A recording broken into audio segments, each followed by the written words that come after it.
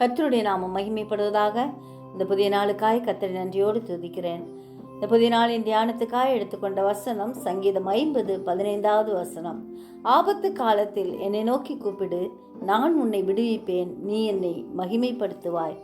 ஆம், நாம் ஆபத்து காலத்தில் ஆண்டவரை நோக்கி விண்ணப்பம் பண்ணும்போது நம் வேண்டுதல்களை கேட்டு அவர் பதிலளிக்கிறவராயிருக்கிறார்.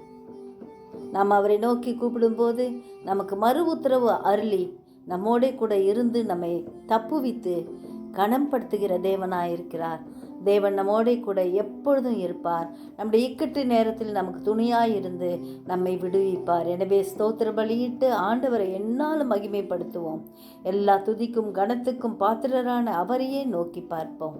ஜெபிப்போமா? ஜீவிக்கிறதான் நல்ல இயேசுவே, இந்த அருமையான நாளுக்காய் நன்றியோடு ஸ்தோத்திரிக்கிறோம்.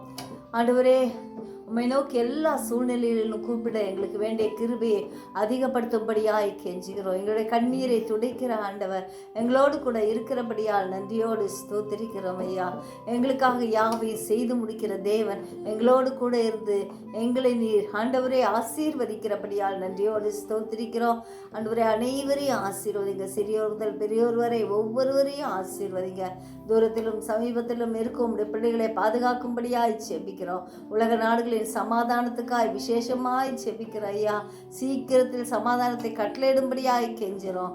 அதிசயங்களின் தேவன் எங்களை வழி நடத்தும்படியாய் கெஞ்சிரோம். உடைய கரத்தில் எங்களை ஒவ்வொருவரையும் வெறுமையாக்கி ஒப்பு கொடுக்கிறோம். பரிசுத்த ஆவியானவர் நீர் ஆளுகை செய்யும், நீர் வழி நடத்தும், நீர் பலப்படுத்த ஆண்டவரே உடைய கிருபையால் இடைகட்டும்படியாய் செபிக்கிறோம்.